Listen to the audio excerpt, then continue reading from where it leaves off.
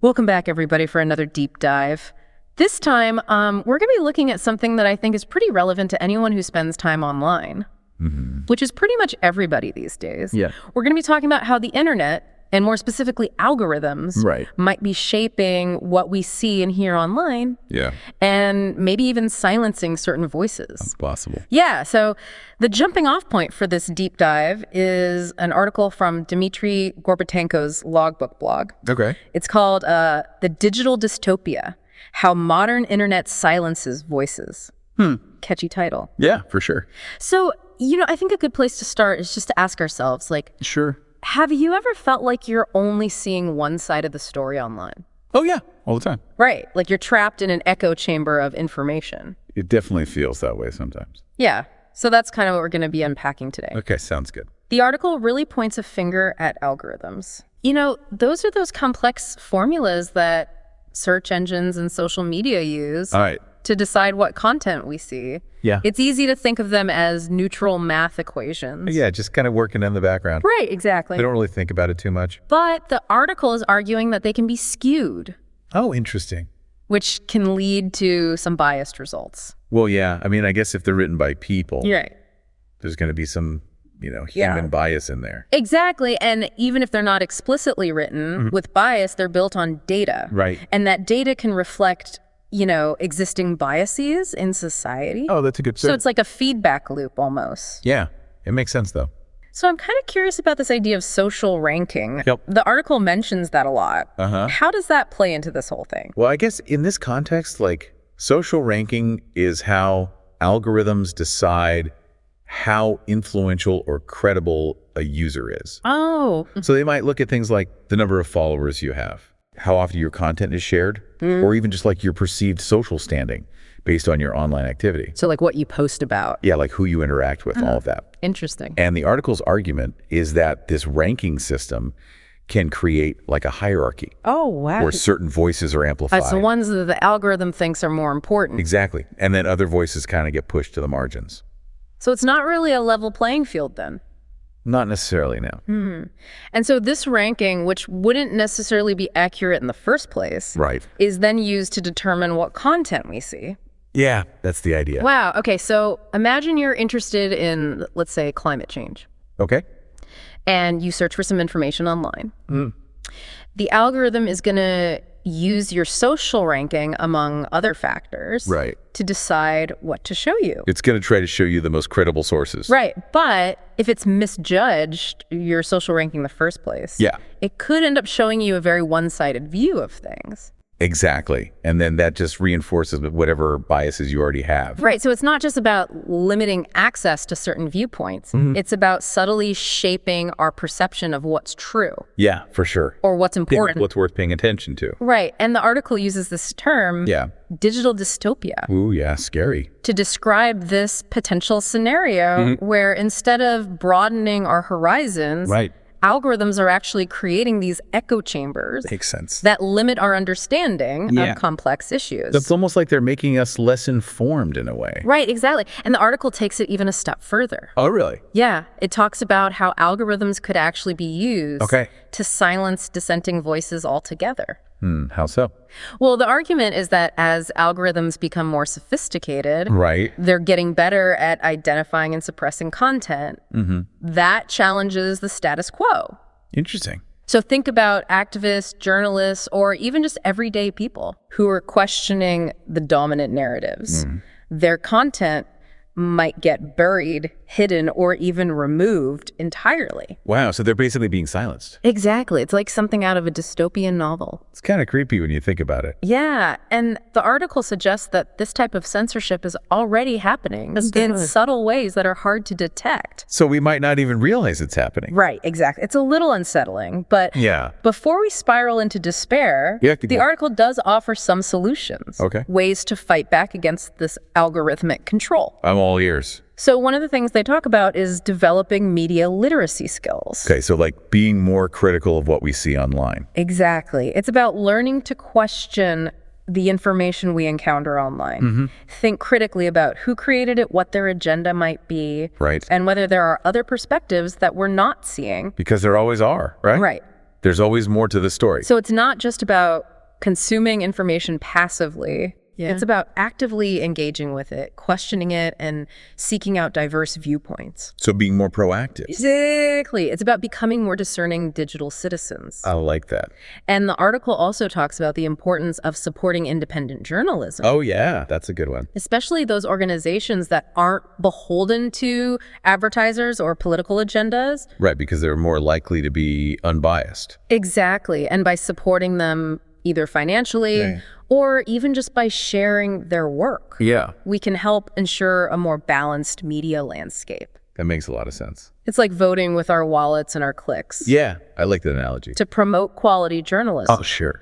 What about demanding more transparency from these tech giants? Ooh, good question. Does the article touch on that at all? I think it does. Yeah.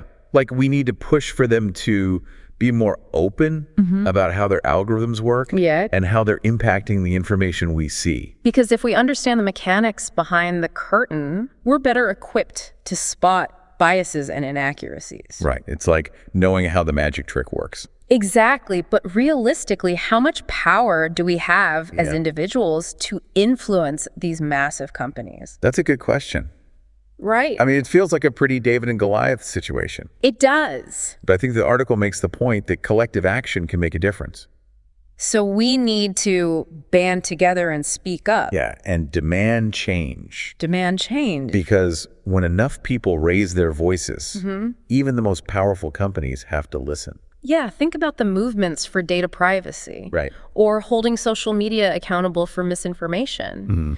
Those show that collective action can work. It gives me some hope. Yeah, it's not just about individual responsibility. It's about working together to create a more equitable and informative digital space. Exactly. We're all in this together. This is really fascinating stuff. It is. It really highlights how the technical side of algorithms is intertwined with these broader social and political issues. Yeah, it's all connected. So we've covered a lot in this first part of our deep dive. We have. We've talked about how algorithms shape our online experience, how they can lead to bias, and even the suppression of certain voices. Yeah, it's pretty eye-opening. But the good news is the article doesn't leave us feeling helpless. Oh, good. It offers some concrete steps we can take to fight back and reclaim our agency in the digital world. I like that. So we'll delve deeper into those solutions the next part of our deep dive. Sounds good. So stay tuned. One of the things that really struck me about this article Okay. was that this isn't just some abstract problem, you know? Yeah. This algorithmic bias is having real-world consequences, like right now. That's a good point. It's easy to get caught up in the theory. Right. But what are some actual examples of how this is playing out in people's lives? Well, think about job searching. Okay. There have been cases where hiring platforms use algorithms that have shown bias against certain demographics. Really? Yeah. So they end up limiting opportunities Wow. for qualified candidates. That's messed up. It is. And it's not just job searching either. Oh. Think about the criminal justice system. Okay.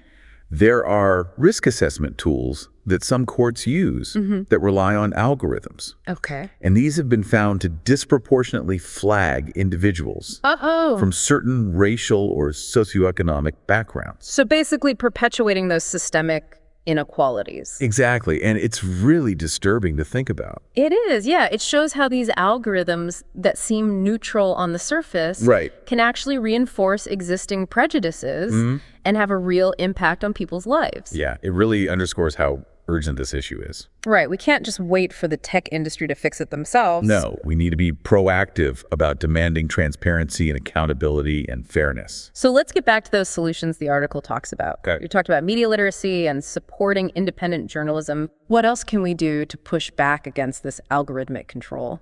Well, one powerful tool is diversification. Okay. The article suggests that we consciously diversify our online networks and the content we consume. So basically stepping outside of our usual social media bubbles. Exactly. It's about challenging our own assumptions and biases Okay. by exposing ourselves to a wider range of viewpoints. I can see how that would be helpful. Yeah, it can be as simple as following accounts that represent different political ideologies Okay. or cultural backgrounds or areas of expertise. Yeah, that makes sense. It's easy to get stuck in an echo chamber. It is, and it's not really helpful for growth or learning. And it doesn't promote healthy public discourse. Right. The article argues that fostering diversity in our online interactions is essential for breaking down those echo chambers Okay. and having more nuanced and productive conversations. So it's not just about the information we take in, it's about the people we interact with and the conversations we have online. Yeah, it's about creating a more inclusive and representative digital space where different voices can be heard and respected. The article also mentions advocating for stricter regulations. Is that a realistic solution given how powerful these tech companies are? It's definitely a tough one, Yeah. but it's not impossible. The article points out that governments around the world Okay. are starting to recognize this issue of algorithmic bias. So there is some awareness. Yeah, and they're exploring ways to regulate the use of algorithms. In what areas? Well, like hiring, lending, and criminal justice. Okay, so there is some movement towards oversight. Yeah, and the article argues that we as citizens need to be involved in this process. Okay, how so? We need to make sure our elected officials are considering ethics when they're making policies about technology. Right. And we need to hold these tech companies accountable. For the harm that their algorithms can cause. Exactly. But it feels like a lot of work. It does, yeah. It feels kind of overwhelming, to be honest. I know it's not a quick fix. Yeah. But the article has a message of hope. Okay. It emphasizes that even small actions can make a difference. So, like, what kinds of things?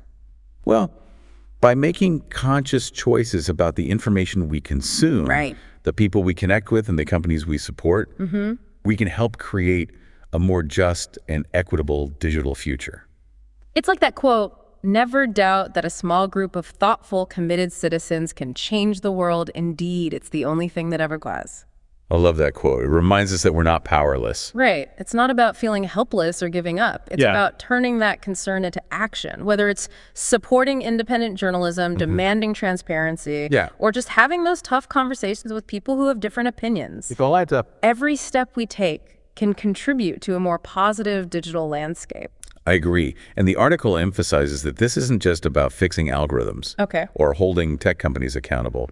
It's about addressing the underlying social and cultural biases that these technologies reflect. That's a really important point. We can't just treat this as a tech problem. Yeah. It's a reflection of who we are as a society. Exactly. And that's why it's so important to have these conversations. Right. We need to talk honestly and openly about the values we want to build into our technologies and the kind of digital future we want to create. I agree. This deep dive has been so thought-provoking. It has. It's easy to get swept up in the convenience and entertainment of the internet. But we have to remember how powerful it is. It really can shape our perceptions and influence our decisions. And even impact our lives in huge ways. It's true, and it's a responsibility that we all share. Not just the people working in tech. Right, everyone who uses technology has a role to play. In making sure that the digital world reflects the values of fairness, inclusivity, and respect. Well said. I think we've covered a lot of ground in this second part of our deep dive. We've looked at some pretty sobering examples of how algorithmic bias is affecting the world right now. But we've also talked about some solutions. Right. And strategies for taking back some control and creating a more equitable digital future. You know, as we're wrapping up this deep dive, I keep thinking about the title of that article. Yeah, the digital dystopia. Yeah, it's pretty bleak. It is a little bit. So I'm curious, like, from your perspective, do you think we're really headed towards a digital dystopia? Or is there hope for a more positive future? I mean, it's a question a lot of people are asking, and it's a tough one. Yeah. I think the potential for algorithms to be used in harmful ways is definitely there. Right. But I don't think it's a guarantee that we're headed for a dystopia. Okay, that's good to hear. What makes you feel optimistic? Well, one thing is that there's just more awareness of these issues now. Yeah, that's true. Like, a few years ago, nobody was really talking about algorithmic bias. It was kind of a niche topic. Yeah, exactly. Right. But now you see it everywhere. That's true. In the news and government discussions, even just like in casual conversations. So it's becoming more mainstream. Exactly. And that's really important because awareness is the first step towards change. Right. It's like sunlight is the best disinfectant. Exactly. The more we talk about these problems, the harder it is to ignore them. And it's not just talk, right? Like, we're seeing some action, too. Oh, yeah, for sure. Like, what kinds of things? Well, researchers are working on tools to detect and mitigate algorithmic bias. Okay. Governments are starting to explore regulations for tech companies. To hold them accountable. Exactly. And even just everyday people are getting more savvy about how to navigate the digital world and protect their privacy. So things are moving in the right direction. I think so. Yeah, we still have a long way to go, but I'm hopeful. Yeah, so it's not about being a techno-optimist or a techno-pessimist. Right. It's about recognizing both the good and the bad and working to shape the development of technology in a way that benefits everyone. That's a great way to put it. It's about harnessing the power of technology for good. While minimizing the potential harms. Exactly. And that's something we all have a responsibility to do.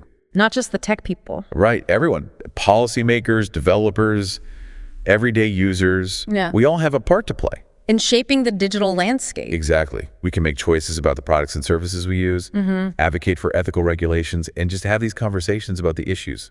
Right. Every action counts. Well, this deep dive has definitely been an eye-opener for me. Me too. It's made me think a lot more about the complexity of the digital world. Yeah, it's not as simple as it seems. And the importance of being an informed and engaged citizen in this constantly evolving space. Absolutely. The internet is such a huge part of our lives now. It really is. It's easy to forget that it's not just some neutral force. It reflects our values, our biases, our choices. Yeah, that's a good point.